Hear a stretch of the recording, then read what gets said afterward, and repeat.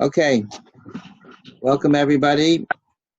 This year, I think that probably I have double or triple the amount of people listening to this year because there are many people that never made Pesach before. People were scheduled to go for Yontif to their in-laws or to hotels or their parents, and because of the current situation that we're in, people are staying home. So I'm going to try to go a little bit slower to make sure that everybody understands what they have to do to get ready for Pesach. I know that that's a lot of anxiety that people have to make sure that they do it the correct way. If you have any questions, and I'll emphasize this later on as well, you could always reach me by phone. I'm not leaving. I've asked everybody to mute themselves because if I open it up for questions, we'll have 50 questions at a time. It'll be too hard to focus or to hear. So, but after the share, you can call What? me tonight until everybody should please be muted. You could call me tonight until I don't know, at least midnight, or else you could call me anytime tomorrow or during the week, or you can send me an email. My cell phone number is 732-236-1382. I'll give that again later as well. Okay, so Pesach is the Yontif where we have to know how to kasher our utensils and how to prepare the kitchen for Pesach. So I can give you a crash course on kashering. There's a basic principle when you're dealing with kashering called Kabbalah Kach Polto. That means that the way it was absorbed, that's the way it goes out. And there's two primary ways to kasher. One is with fire, and one is with water. If it was absorbed with water, for example, if you use the pot to boil spaghetti, so now the pot is chametz stick, and you want to kasher the pot, you kasher with boiling water. But if you wanted to kasher a grill or even a frying pan, which is used with a minimal oil, you would not be able to kasher with water. You'd have to kasher with intense heat. And I'll talk about in a few minutes how much heat is involved in kashering with fire. The okay, what materials are you able? And that's just an introductory comment about two different methods of kashering. But as we go through, you'll see how they apply to different specific situations. What materials can be kashered? So metal, stone, and wood, and natural rubber. Everybody agrees can be kashered. China, glass, Pyrex, Melmax. Let's go back. China, glass. Uh, China, we don't kasher. Period. Glass is shaila, but the minig of the Ashkenazim is we do not kasher glass. So we don't kasher glass or China. The third category is things that are synthetic materials like plastic, Teflon, Formica. So that is a dispute. There are some poskim that say, Ramosha Feinstein held that for Pesach we don't kasher synthetic materials. However, many poskim hold that you could kasher synthetic materials. I always explain that almost every single kashrus agency kashers synthetic materials because if they wouldn't, they would have a hard time kashering factories. The OU, for example, does kasher synthetic materials, but Rav Moshe Feinstein held that you should not kasher synthetic materials. So some people are more stringent and they will not kasher anything synthetic, whereas others are lenient and they do kasher synthetic materials.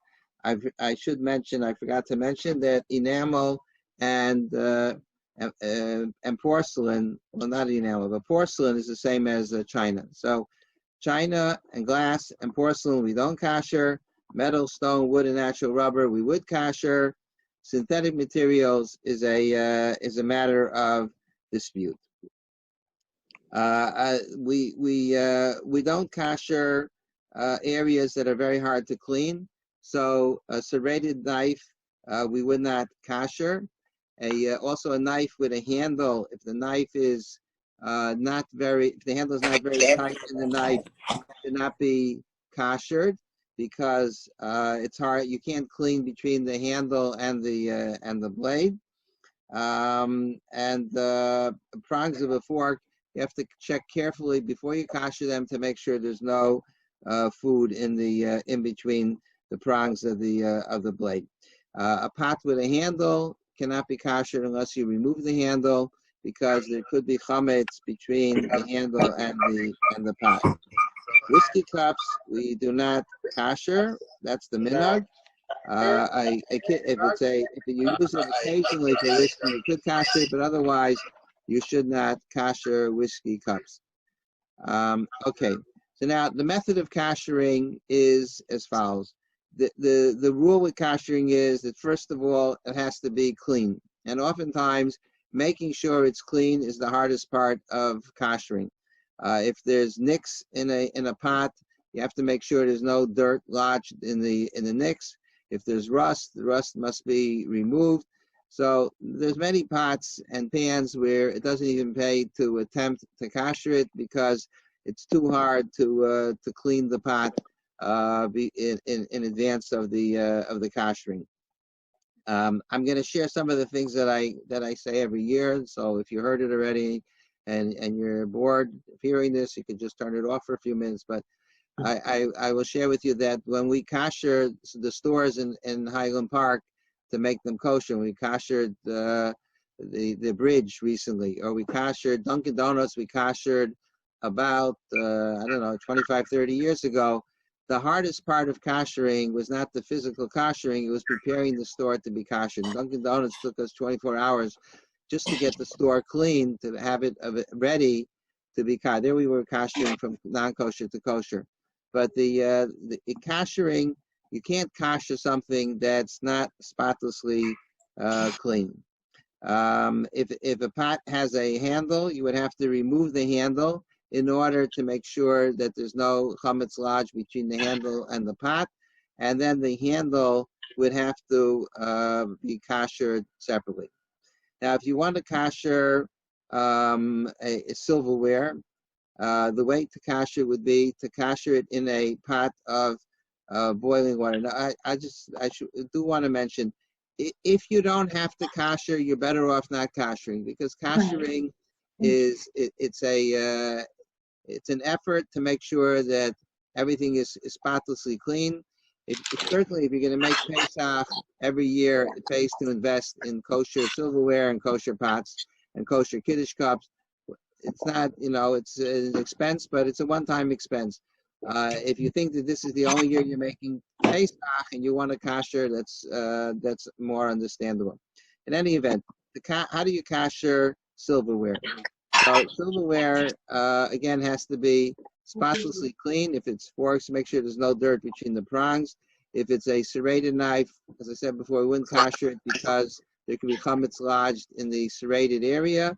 And between the blade and a knife with a handle that's separate from the blade, it could only be kashered if it's a very tight fit between the handle and the knife. In order to kasher, you have to take a pot of water. It should be a pot that's kosher for Pesach. What do you do if you don't have a kosher for Pesach pot? So you have to kasher the pot to make it kosher for Pesach.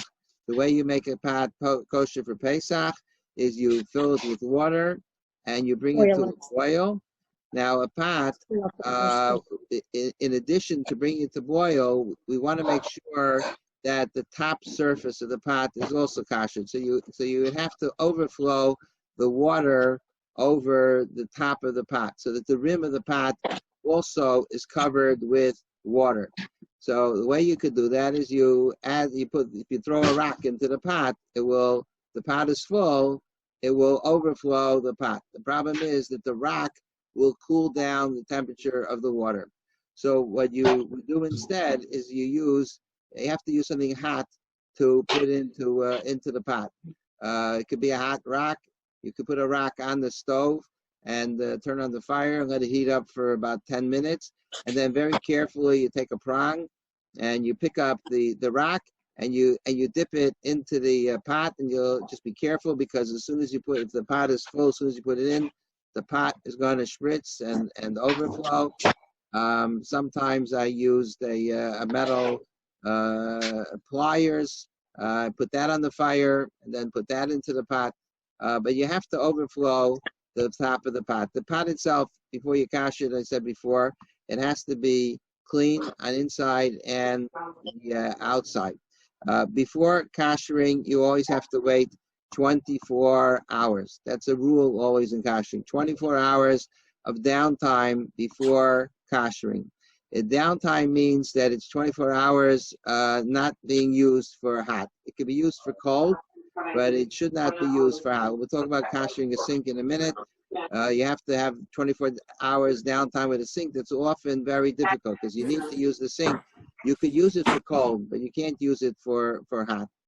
So if we're still trying to figure out how to kasher the pot has to be not used for 24 hours.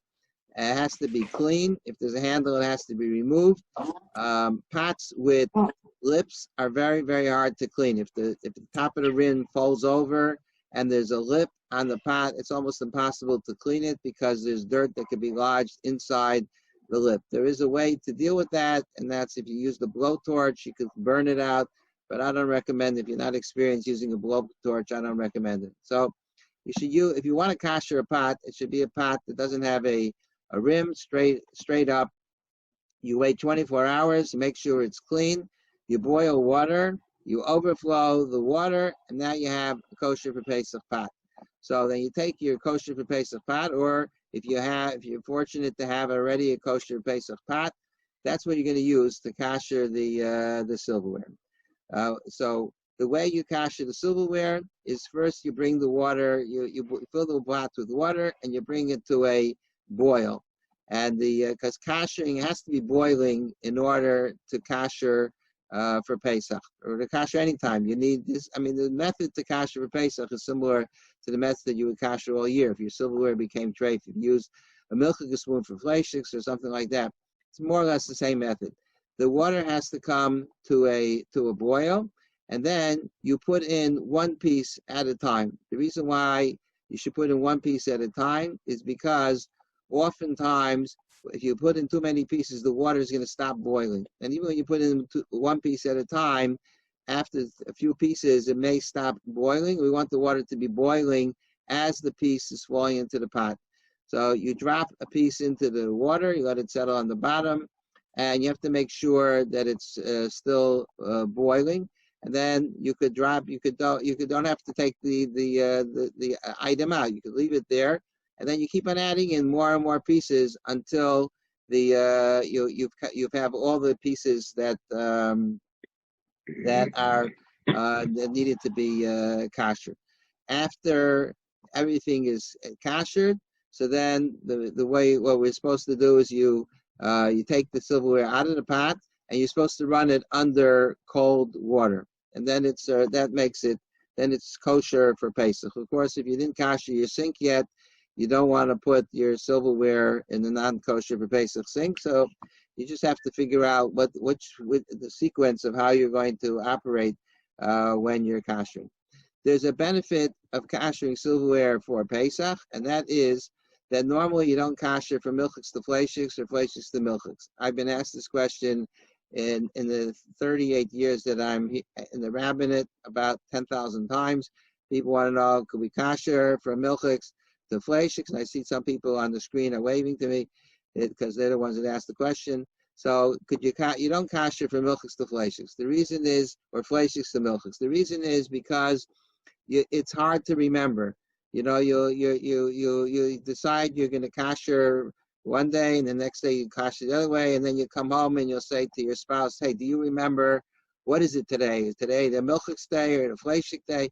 It's so therefore Chazal said it's too confusing. If it's milchiks, you leave it milchiks. If it's fleishiks, you leave it fleishiks. However, if something became treif, then you're allowed to kasher because that's not a usual event. Once you kasher something that's treif, you could use it for whatever you want. You could use it for milchiks or fleishiks. So when you're kashering from chametz, once you kasher it, if you have a set of silverware, once you kasher it, you could use it you could designate it for either for milchiks or fleishiks, whatever is better for you. So that's an advantage to kashering. you could change from milchiks to fleishiks or vice versa. After after kashering, if you want to use that pot for Pesach, then you should re-kasher the pot. It's a chumrah. You don't have to do that. But what you do is you fill up the pot with water. You don't have to overflow the pot for this type of kashering because it's really a kosher pot. You fill it up with water and you bring the water to boil, and that'll re-kasher the pot. I did not mention that when you're kashering the silverware, maybe I mentioned it, but I'll say it again, 24-hour downtime from the time that you're kashering the silverware. It shouldn't be used for anything hot for 24 hours. If the silverware was not clean and you had to wash it off, that doesn't detract from the 24 hours as long as you wash it off in cold water. But if you're using hot water to clean the silverware, then you have to wait 24 hours before you kasher. So that's basically the process. You take a kosher for Pesach pot, you wait 24 hours from the last time you used the item that you want to kasher. It could be silverware, it could be a kiddush cup, and then you immerse you boil water, and you immerse it in the water. I didn't say how long. It should be in the water approximately 15 seconds. The water, make sure the water maintains the boil, and then you take everything out of the water and you put it under cold water. I cannot resist telling you one of my old famous favorite stories, and that is the first year that I came to the shul. I grew up in my father's shul. My father, Olav Shalom, was a rabbi, and he had a communal pot for kashering. And the whole community of Forest Hills used to come and kasher in the communal pot. They used it. It was a catering kitchen in my father's shul in Israel, Forest Hills. So they would boil up this big pot of water, and people would come to kasher. So I came to the shul, so I knew that's what you're supposed to do as a rabbi. You're supposed to arrange for a communal pot. So where am I getting a communal pot? I spoke to Bumi Chop. He gave me this huge pot that we could use for kashering. And so on Erev Pesach, well, it wasn't Erev Pesach, but whatever day it was that I chose to kasher, we were then in the gym, so we didn't even have a stove to use in the gym. So Rabbi, I don't even remember who the rabbi was at the time, but the rabbi in Eitz Chaim was kind enough to allow us to use his stove. So I announced, you go to Eitz Chaim. So I brought the pot over about 2 hours before we were ready to kasher. I filled it up with water, and then I waited for it to boil. And I waited, and after 2 hours, the fire on the stove was not strong enough to boil that pot. So even after 2 hours, people started coming, and the water would not boil.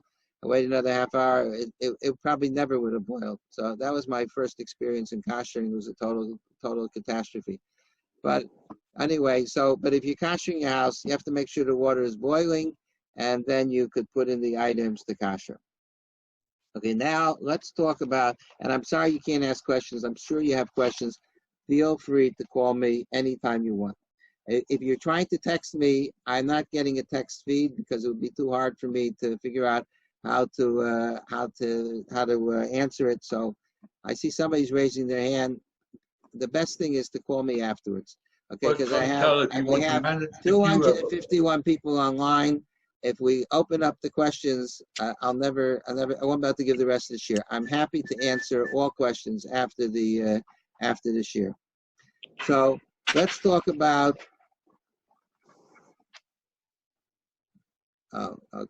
Let's talk about how to prepare the kitchen surfaces for Pesach. So you have a table, and you have a high chair, and you have counters, and there's refrigerators and freezers.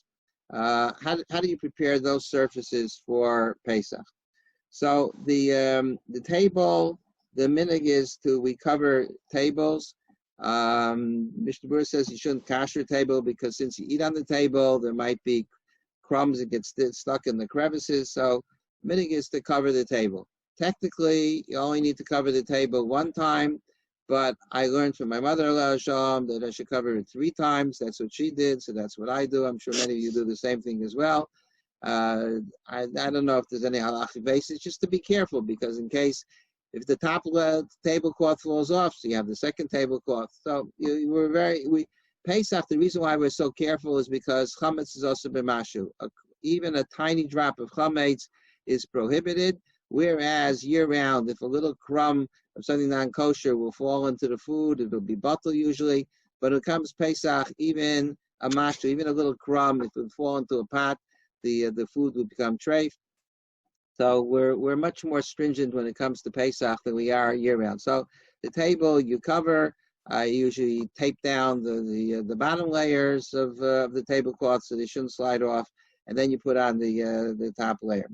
The counters, technically, you should be able to kasher counters. It's practically speaking, it's not a good idea. In order to kasher a counter, you would have to pour boiling water over every single spot on the counter. There would have to be a direct stream of water on each spot of the counter. To have enough water depending on the size of the counter, of course, but an average size counter, you might need 2 pots of boiling water in order. I mean, to kasher my sink, I use 2 huge pots of boiling water. To do a counter that's a significant size, you'll have to use a whole bunch of pots of water. And where is the water going to go? It's going to go all over the floor. Now, if this was an industrial kitchen, so there's no problem. They have a drain in the middle of industrial kitchen because they wash everything down with hoses. They could do that. But in a home, you're not going to be able to. You have the water is going to destroy your kitchen, so it's not practical. Now, the question is, what about steamers? And this is also one of those questions that I get asked hundreds of times. Technically, Rav Moshe Feinstein says that you could use a steamer if the steam condensates on the surface, and then as the steam continues to flow out of the steamer, the steam boils the condensate, so that you have the condensate or you don't even have to use condensate. You can put water on the surface and then boil it with the steamer. The problem is that all the steamers that I tested do not get hot enough. I've been able to hold my hand a few inches away, and I don't burn myself. So a regular steamer that you buy for $50 or $75 does not get hot enough in order to boil the steam. Rabbi Drucker has a steamer that was given to him by a congregant of his in Detroit. It costs over $1,000. It's a industrial steamer that is able to boil the water. When we kasher plants, we use industrial steamers, and it's under pressure, and the steam is so hot that it'll boil water without any problem. But a regular steamer does not get hot enough. So people ask me, well, what about if I use an iron? Theoretically, an iron would work, but an iron also, the water is going to cool down the surface of the iron. If you use an iron, if you see that the water is bubbling, sizzling the whole time, that would be good. But again, in my experience, it does not stay hot enough when it's as you're moving it across the water to be effective. Rabbi Drucker has another way of kashering, and he has an inventor's mind.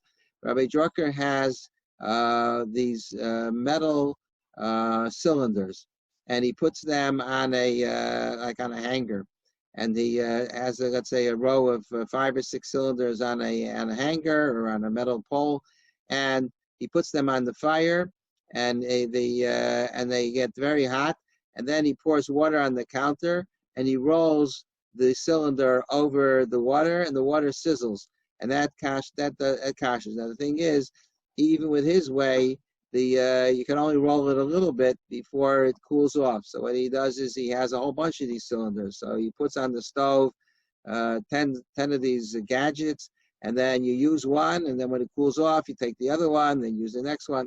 So if you want to ask Rabbi Drucker if you could borrow his cylinders, you could, or maybe if you want to make your own cylinders. But otherwise, the thing to do with a counter, which is much simpler than all these things, is to just cover the counter. If you're living in your house and you plan to be making Pesach every year, it's worthwhile to invest in buying counter covers. They'll come. Whoever makes them comes and they cut them to size, and you just put the cover on and you're ready to go. If you don't have counter covers, you could use heavy duty plastic. Could be used. You could theoretically you could use aluminum foil. But aluminum foil, you have to be careful that it doesn't tear. It's kind of hard to use aluminum foil on a counter, and it shouldn't tear over the course of Pesach. But the main point is that you have to, if you're not kashering it with boiling water, then you'd have to you cover the surface for Pesach. A high chair, you don't have to kasher, but what you should do is you should cover the tray with paper, not regular paper, but the sticky paper. You could also cover it with silver foil, but I don't recommend using silver foil. I know if it was my grandchildren, they would have a field day with the silver foil and tear it to shreds. So much better to use contact paper, and you put it on the surface. After Pesach, it leaves some sticky glue. You'll use a scrubber and you'll have to get it off. A refrigerator and freezer, you don't have to kasher it because you don't typically put hot things in a freezer or refrigerator, but it should be covered nonetheless because there's so many cracks and crevices usually on the shelves. So that's the minhag that we follow. We cover it. You could purchase liners. I know Glock 27 had them last week. I don't know if they still have them, but you could use a liner, or you could cover it again with silver foil, heavy duty silver foil. You want to cover all the surfaces in the refrigerator and the freezer where you're going to put down either food, or you have a vegetable drawer, or the shelves where you're going to put down pots and things of that sort.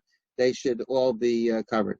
It's a total good idea to poke holes in the silver foil if you can, because in order to allow, or if it's a rack in the freezer, the racks usually, well, it depends on the freezer, but some freezers have solid trays. But if it's a rack with that's a mesh, then it's a good idea to poke holes here and there so that the cold air can circulate.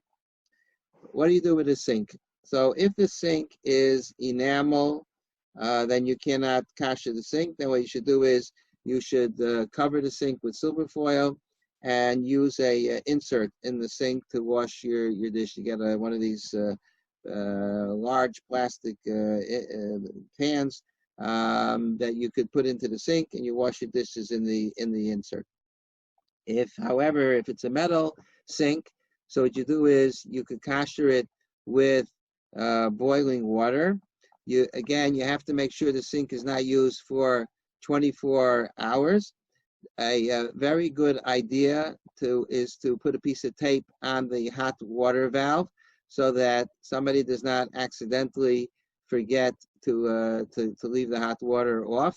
If your spouse will accidentally turn on the hot water, it's not such a good thing for shalom bayis because it could lead to an explosion, especially if you're waiting to get your kitchen kashered. So best thing is put a piece of tape, or if one of your kids does it, I don't know what you'll do to them. So you cover the sink, you tape it down. Don't just put a piece of foil on it. The kids will get around it, but you tape it down so it can't be turned on. The hot water, you could still use it for cold, but you don't want to use it for hot for 24 hours. Before you kasher the sink, it should be dry, and then you take a kosher for Pesach pot, you boil water, and you pour the water on the sink. Now, what makes it difficult to kasher, it's not impossible, but it's just more complex, is that if you pour water onto a surface, the water spreads out. That spreading out doesn't count for kashering. The kashering has to be direct because you're kashering the same principle I told you about before. Kabbalah kachboto. The same way it became non-kosher becomes kosher. So if you pour something into the sink, so it hits it directly. When it spreads out, it has a lesser degree of absorption than the area where it hits directly. Because as it spreads out, it tends to cool. So when you kasher, you have to pour the water on each spot of the stream has to hit each spot of the sink. So you take a big pot of water. You just be careful that you don't burn yourself. And you could take a teapot. Sometimes it's easier, but it doesn't have as much water. And you slowly move back and forth along the sink in order to make sure that the stream of water covers each area of the sink. You should also pour water on the spout from which the water comes out of. Everything, of course, has to be clean before you're kashering it, before you're pouring water into the sink. You could kasher the drain spout also if it's not difficult to clean. You wash it off, and then you pour the boiling water on the drain spout as well.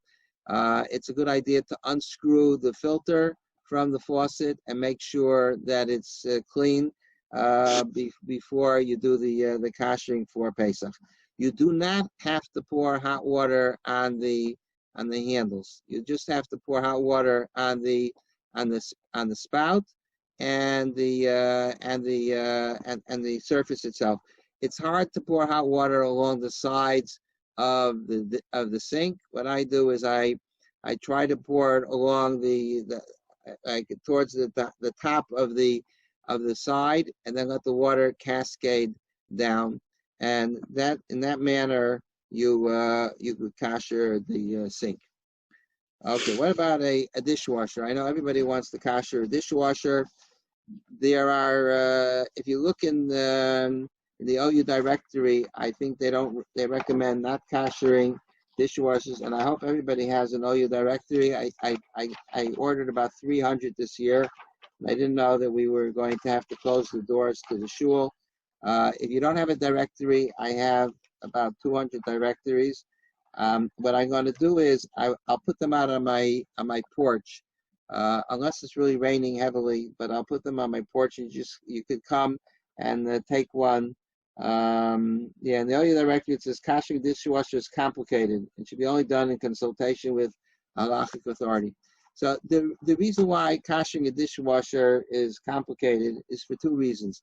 The one reason is because when you kasher, the kashering temperature has to exceed the temperature at which it was used. Unless you're using boiling water, then the boiling is the maximum. But otherwise, it has to, the kashering temperature has to exceed the temperature at which it was used. It's a dishwasher. It has there's a high how are you going to get it hotter than the highest setting on the dishwasher? So one way to do it would be to boil water and pour boiling water into the dishwasher, and that will raise the general temperature of the water coming into the dishwasher. Jay Shulman told me that that's not a good idea. He did it once. Based on my recommendation years ago, and he said it ruined all the settings of the dishwasher because there was more water in there than there was supposed to be, and the computer chip got all messed up, and he had to reset it. He had to call the factory and find out how to do it. So that's not such a good idea. The other way to do it is to raise the temperature in the hot water heater that you have typically in your basement.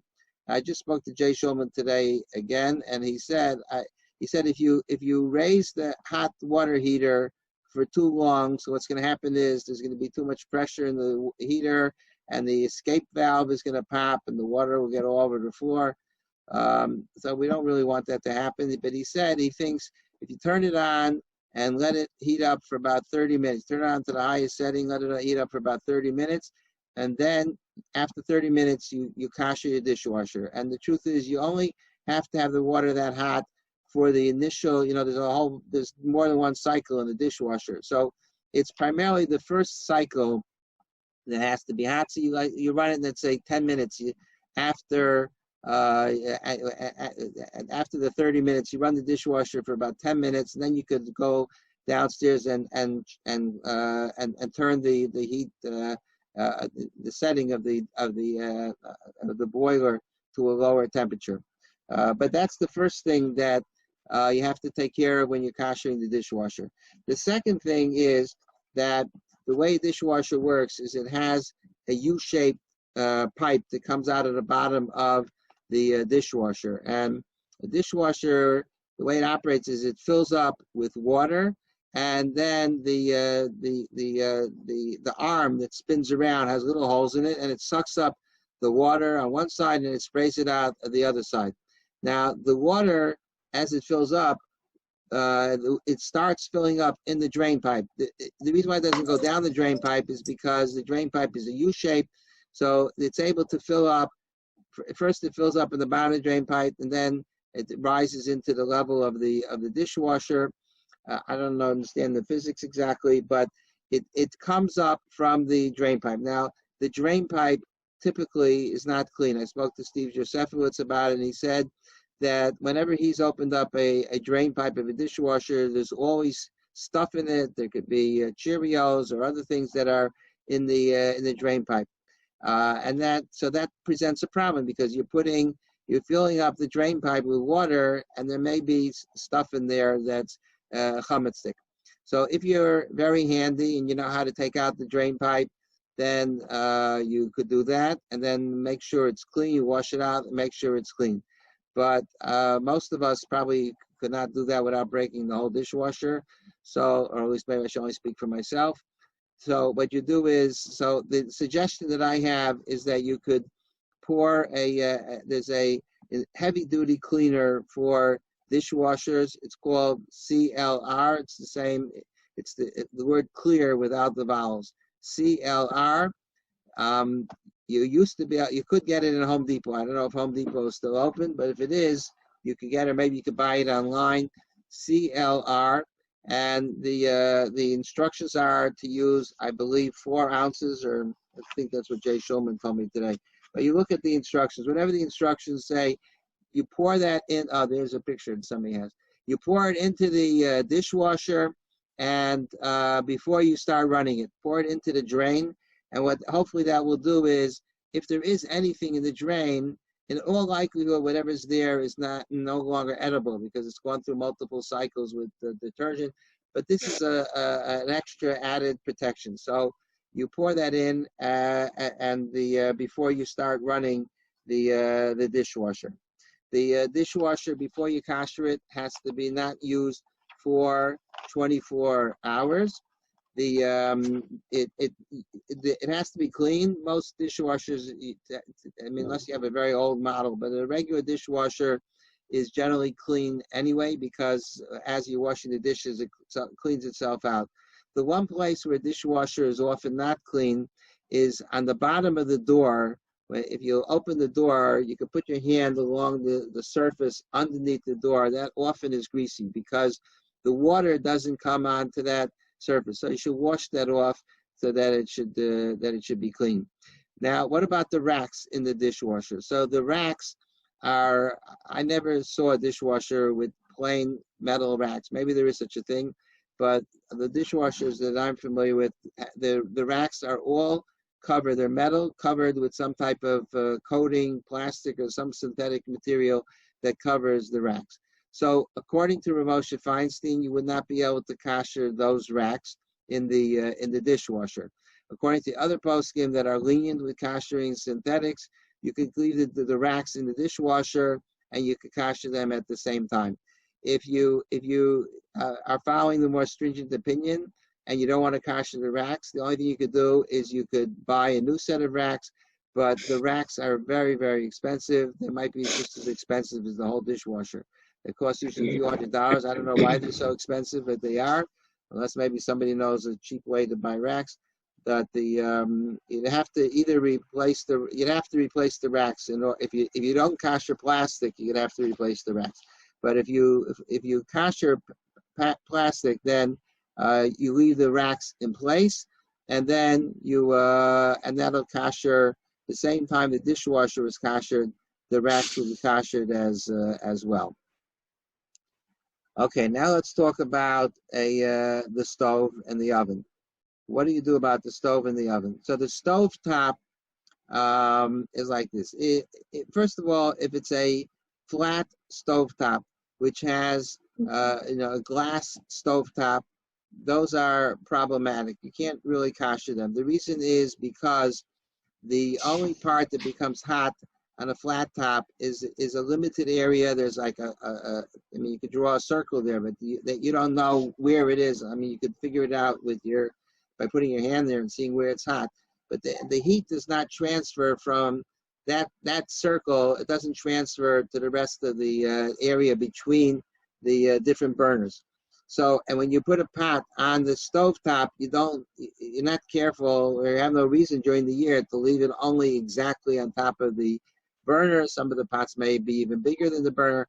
And if there's any chametz if the pot overflows and there's chametz, let's say you have a soup with the barley, so the soup would be chametz thick, and then if it overflows on the stove, so then the wherever it overflows will become chametz thick. So you have to heat up the entire glass surface. The only way to do that is to put a blech on top of the glass surface, and that will spread out the heat. But not only will it spread out the heat, but it'll also crack the glass. I know because somebody in the shul tried it, and their glass top stove cracked in half. The manufacturers, if you read the instructions, the manufacturers say do not cover with a sheet of metal, do not cover it with silver foil, because it's not intended to operate that way. It's too much heat, and the glass cannot sustain it. So if it's a flat top, the only thing that you could do is you could buy a disc. Induction ovens, you don't, there's no fire, and you have to put in the induction oven, you put a metal disc on top of on the stove top. It's an induction stove top, and then you put the pot on that metal disc. I believe the metal discs are copper, if I remember correctly. You could buy them online. It's a induction oven disc. That's what they're called, I believe. And they're not that expensive. Maybe for $15 you could get a disc. You could buy 4 discs, and that'll cover 4 burners on the stove. And then what you would do is you clean off the stove as best as you can, make sure it's clean, and you turn on the fires or the burners and let it heat up as much as you can.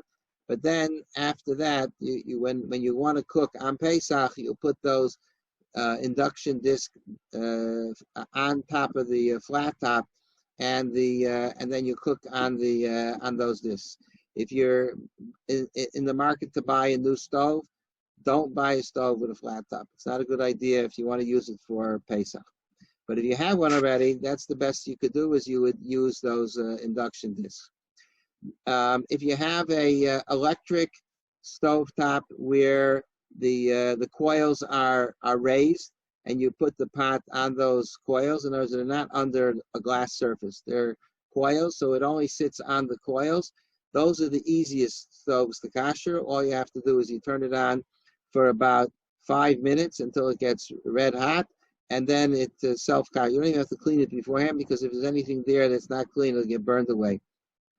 So that's what you do with the stovetop, with the burners. If you have the old-fashioned stoves with gas burners, and there's on top of the burners are the racks where you put down the pots. So they do not. You don't have to kasher anything.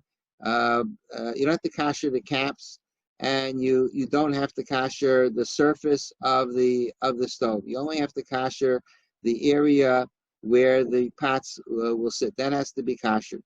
There's 2 ways to kasher it. One way would be to turn on the fire and put a piece of silver foil over the fire so that the heat spreads out. Many of the grates do not conduct heat that well, so even if the fire is coming out in the middle of the grate, it won't conduct to the side of the grate. So then you would have to put a piece of silver foil over the grate in order to spread the heat. But you just have to, before you kasher it, you have to make sure it's totally clean. You may have to use easy off to get it clean, but then you turn on the fire for about 15 minutes, and that will kasher. Just be careful if you turn on all the burners for 15 minutes. It may be too much heat, so I would do one or two at a time. There's an easier way to kasher the grates, and that is when you kasher the oven, you can kasher the grates at the same time. Um, so let's talk about how you kasher the oven, and then I'll tell you again about the grates. The oven, in order to be kasher, it has to be clean. And by the way, the grates, when you kasher them, should not be used for 24 hours. The oven, also when you kasher it, should not be used for 24 hours.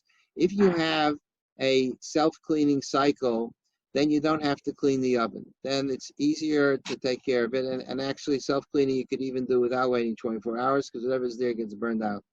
You turn on the self-cleaning cycle, and that basically, an average self-cleaning cycle is about 3 hours.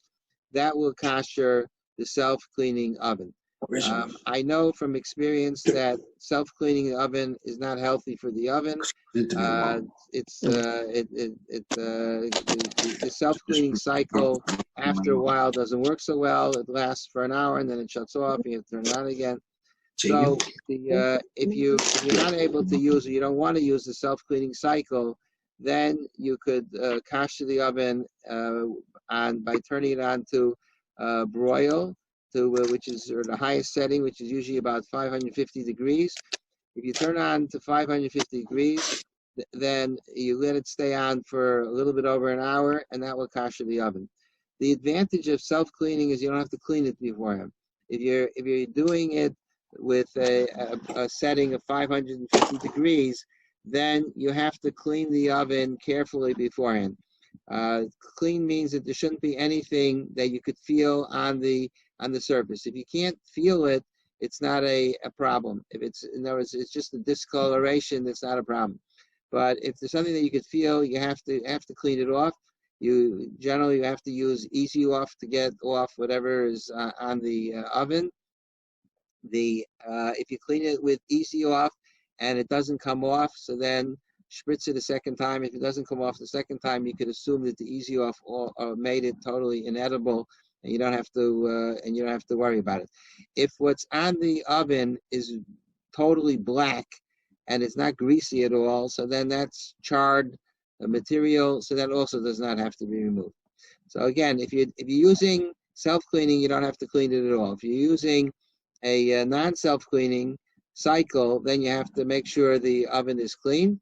You could leave the oven racks inside at the same time. And again, you have to make sure the oven racks are clean. If you decide to self-clean, you could leave the oven racks in as well. You won't have to clean them. I just let you know that the manufacturers usually say that leaving the racks inside for self-cleaning cycle will lead to discoloration of the rack. So that's your choice whether you want to do that. If you wanted to, you could kasher the oven with the self-cleaning cycle and then take out the racks when you're doing that, and then you can put the racks in later and kasher them separately on 550. When you're kashering at the oven, you could put the grates inside the oven at the same time. And you don't need the self-cleaning cycle for the grates. You could put them in on 550 for an hour's time, and that will kasher the grates. I know that some grates have these little rubber pieces that are on the bottom of the prongs of the grate, so that it doesn't scratch the stovetop. I imagine they're going to melt off in the oven if you put on 550. I used to have those little pieces on my grates. They fell off on their own, so I don't have to worry about it anymore. But if you're concerned about the grates, I mean, the other option is to either, like I said before, you could turn on the gas for 15 minutes, or what many people do is they have another set of grates that are kosher for Pesach, and that makes it much easier. When you kasher the oven, this method of kashering by turning the oven on to 550 will not help for a broiling pan. Broiling pan, since the food sits there directly, you have to kasher it in a self-cleaning cycle. It won't get kashered in a regular cycle 550. Let's say your oven doesn't go up to 550. Let's say it only goes up to 450 or 500. If it goes up to 500, so you can kasher it by leaving it on for an hour and a half. If it goes up to 450, I think 2.5 hours would be sufficient to kasher the oven. On the stovetop, we'll go back to stovetop again for 1 minute. The knobs on the stovetop, you don't have to kasher them either. You don't have to put them in boiling water. They should be clean. That's all, to make sure that they're not dirty from anything that has to do with chametz. The minhag of many people is when after you kasher a stovetop, so there's the area between the grates. People will put silver foil in that area. It's really a precaution. It's just to make sure that if accidentally you put down a spoon on the stovetop, it won't become non-kosher for Pesach. Maybe there's a concern of splattering also. It might splatter from one pot to the next. I think it's very far-fetched. But if you put down silver foil, so then the silver foil is kosher, you don't have to worry about splattering. In general, you should never put if you have a stovetop that's milchiks and fleishiks, you should never put anything down on the stovetop itself, because then that area is, in other words, the area between the grates is going to be treif. If you have two stoves, and one stove is milchiks and one stove is fleishiks, so then that area for year round is not a problem. For Pesach, you're not going to kasher. You don't want to pour boiling water on the stovetop. It's not necessary. You wash it, and it's best to put a piece of silver foil there. You should be careful.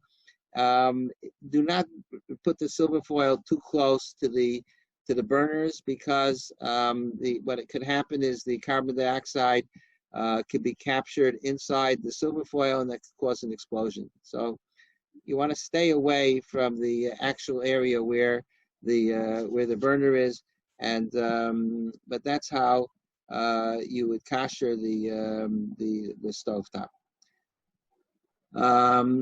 Okay, so that's basically it. The stovetop, we talked about the main thing to kasher is the grate. You could either put a piece of foil over it, or if it's electric, turn it on for 5 minutes. If it's not foil, you put 15 minutes with the gas on, or you could put it in the oven, and it'll get kashered in the oven. You don't have to, inside the stove, there's always stuff that falls into the openings, so you clean it out as best as you can. You don't have to spend 5 hours with a vacuum cleaner trying to get everything out. And when it comes to chametz, we say that you have to clean ad makom she'ado magas, as far as it's possible to clean. So in an area, say, under the refrigerator, it's not hard to move the refrigerator out, so you should really move the refrigerator and clean under the refrigerator. But the inside of the stove, you're not required to unscrew it in order to take the top off. If you want to, you could.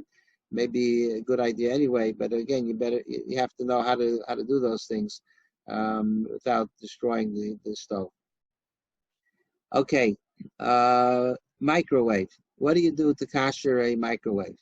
So a microwave could be kashered. You should not use it for 24 hours. Most microwaves are plastic inside. They're not straight metal. So it again revolves around the same issue that I talked about before, whether you could kasher plastic. If you could kasher plastic, then you could kasher the microwave. If you don't kasher plastic, you should not kasher the microwave. If you're kashering the microwave, you cannot kasher the glass plate that the pots sit on in the microwave. Because it's we don't kasher, as I said before, we don't kasher glass for Pesach. That's the minhag of the Ashkenazim. But when you could kasher the rest of the surface. If there's vents, it's a good idea to just wash around that area. Maybe use a toothpick to make sure there's nothing inside the vents. And then what you do is, again, you have to wait 24 hours. The glass plate you should replace with a kosher for new glass plate. They're not that expensive. And then what you do is you put a bowl or a cup of water on the surface of the microwave, and you let it steam at a high temperature for about 15-20 minutes until the whole oven fills up with steam, and that will kasher the microwave. So you'll say, why is it enough to kasher with steam? Why don't you have to pour boiling water all over it, which is not practical? The reason is because it became non-kosher with steam. The microwave, gets very, very hot. The moisture, even if you put a potato in the microwave, it steams, or a piece of matzah will steam, because the microwave heats up whatever moisture is in the object, and therefore it creates a lot of steam. So what you're kashering from is the steam. So you could kasher, you put a bowl in there, and that the steam will kasher the microwave surface. When you're finished, you have to still kasher the spot where the bowl was sitting. So in order to do that, you have to move take the bowl off of where it's sitting and move it to another spot, fill it up with water again, and again, let it run for 15, 20 minutes. I would caution you not to move the bowl when it's very hot, because the water will be supercharged hot. And I was told that if you move something that's supercharged, it could sometimes explode and could lead to serious burning. So you should wait till the water cools, and then move the bowl to another area and repeat the process. If the microwave has an enamel surface, then you would not be able to kasher it. But assuming that it has a plastic surface, if you do kasher plastic, then it would be okay. I'll emphasize again, before you kasher the microwave, there has to be 24 hours of downtime.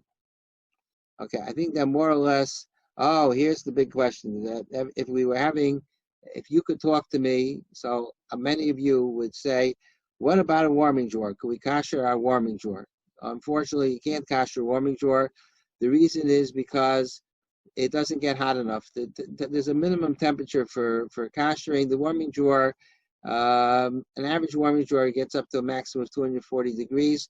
It's hot enough to absorb material and make it non-kosher, but it's not hot enough for kasher. You can't kasher at 240 degrees. Theoretically, you could kasher a warming drawer by putting sternos in the warming drawer. The sternos are those things when you go to a wedding, underneath the chafing dishes, to keep the food warm, they put those little cups with a wick, with a candle, and if you put in 5 or 6 sternos into a warming drawer, it would probably raise the temperature significantly. But I don't know. I mean, I spoke to people who are professional kashers. They said it probably will destroy the internal mechanisms in the wiring and stuff, because it's not intended to be used at that temperature, so I don't recommend it. And then somebody said, well, why can't we line it with silver foil? And we'll double line it to make sure that it doesn't tear. So the problem with silver foil is you can line the sides and you can line the bottom, but how are you going to get silver foil to adhere to the top of the warmer? So I don't have a practical way to kasher a microwave of a warming drawer for Pesach. Then everybody's going to typically ask, what about urns? I already got 6 people today sent me emails, can we kasher our urns? The problem with urns is, first, if you have one of those pump urns, then you won't be able to kasher them, because the pump urns, you'd have to kasher the lid together with the rest of the urn. The lid cannot go in water. You can't even be tovel the urns, the lid in water. It'll ruin the computer chip. I know, because I was once tovel a urn covered in water, and it didn't work anymore. When I brought it back to the store, I said, it's broken. They said, no, you broke it, because you probably immersed it in water. They knew it was a store in Borough Park. So that's true. You can't immerse an urn if it's a pump urn. The old-fashioned urns don't have any computer chips. It's just you pull the lever and the water comes out. But if it has a pump, it has a computer chip, and then you can't. There's no way to kasher. You'd have to put it into a pot of boiling water. It would completely destroy it. If it's an old-fashioned urn type, so then theoretically you could kasher the urn, but it's a little bit of a difficult process, because you'd have to fill the urn with water and overflow the urn with a hot rock. The problem is even that's not going to be sufficient, because the issue with the urn is not the inside of it. Typically, the inside of the urn is just exposed to water. The problem with the urn is that it's sitting on the counter, splattering from your cholent pot or some other things, and it's very hard to guarantee that it never came in contact with anything chametzik during the course of the year. I know my urn, even though we keep it off to the side on the counter, every now and then we have to wash it because there's stains on the urn. So our kitchens are not hospital settings, and they're not so sterile. So you'd have to, if you get splattered on the outside, you'd have to kasher the outside. So you'd have to take the whole urn and put it inside a pot of boiling water, and then that'll kill the motor. So it's just not it's not practical to kasher the urn. The best thing is to purchase a new urn for Pesach. If you purchase a urn that has a pump, so then the question is how you're going to be tovel it. You have to be tovel it before you use it. You have to immerse it in a mikveh. Either some urns come with a hechsher. They say that it was made. It doesn't need toveling. The way they affect that is whoever is giving the hechsher, or the company they're giving a hechsher to a company. It's a Jewish company, and they make it in China. I don't know if they're doing it anymore, but most of these urns are made in China, and they would purchase from the manufacturer the materials that the urn is being made with, and they would and the workers would be hired by the manufacturer. Rabbi Belsky Zichron Levracha was not keen on these kind of hashgachas on urns, but there are Rabbanim, most of them, their names are they're respectable Rabbanim. So if you want to rely on the hechsher, there is a basis to do so. Although I'm saying Rabbi Belsky was not comfortable with it, because he thought it was just to tell them that you're buying the materials is just sort of like a harama trick. The other way to deal with it is if you sell a small portion of, if there's a non-Jewish partnership, you don't have to be tovel the vessel. So you could sell even say 10% of the urn. You could sell to a non-Jew. If you have a non-Jewish housekeeper, you tell them that for ritual reasons you would like to sell them 10% of your urn, and the acquisition has to be done in two ways. There's two ways to make acquisition in Jewish. There's a few ways, but when you're selling to a non-Jew, you tell the person first pick it up. You hand it to them, pick it up 12 inches. That's one thing that's called King Hagbah. And the other thing is you ask them to pay you say $1 for the 10%, and in order that they shouldn't feel that you're taking advantage, you could give them $1 and say, here, this is your $1, and now you could use this $1. I'd like you to purchase the 10% of the urn, and then you ask them, would it be okay if I use your portion of the urn? I assume they'll say okay, and then you could use the urn without kashering it. Okay, the last thing that has to do with kashering is tablecloths, and tablecloths could be washed. You could wash the tablecloth in the washing machine. You should wash it at the high, wash it at a hot setting, and then you could use it for Pesach. If it's a plastic tablecloth, there's no way to wash it, so you should get a new plastic tablecloth for Yantif. But if it's a fabric tablecloth, then it could be washed, and you could use it for Pesach. Okay, I see it's already an hour and 10 minutes, and I could tell from the amount of people that are participating that it's going down and down because it's been a long shir. So what I'm somewhat reluctantly going to do is I'm going to schedule, I have what to say about products. I'll schedule that for later in the week. I'll send out an email, maybe Tuesday or Wednesday. I'll do another session. I need probably about 45 minutes to talk about Pesach products in terms of what's new, and also some information that's important to know about Pesach products and what things don't need a hechsher for Pesach. So I'm sorry that usually I combine everything together. I think I went a little slower tonight because there are people online that never kashered before. I will just conclude. I always like to conclude with some type of thought, and I would say that perhaps the reason why Pesach is all the laws of kashering revolve around Pesach, and that we don't have to kasher for other Yom Tovim. Perhaps that is because Pesach represents the time of a new beginning. It's when the Jews went from Avdas Acheres, from slavery to freedom. That's when the Jewish people started as a new entity. Perhaps that's the reason why on Pesach we destroy the chametz, because chametz represents the fermentation, the things that have gone awry. It's the Yetzer Hara. Chazal referred to it as chametz, and so we want to destroy, eradicate the Yetzer Hara as best as possible.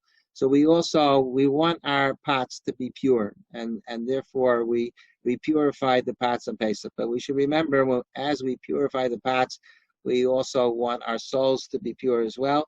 And especially in this year, which is different, when we say Manishtana, it's going to have another meaning this year, because it's going to be a different Yantif than normally. I know many people are not going to have all their children for Yantif. My children, grandchildren are not going to come this Pesach, because it's just not a good idea to have grandchildren with grandparents who are much more at risk for the coronavirus. So it's going to be a Manish Tana Pesach. But even so, in particular, because we're living at difficult times, we want the Pesach to be perfect.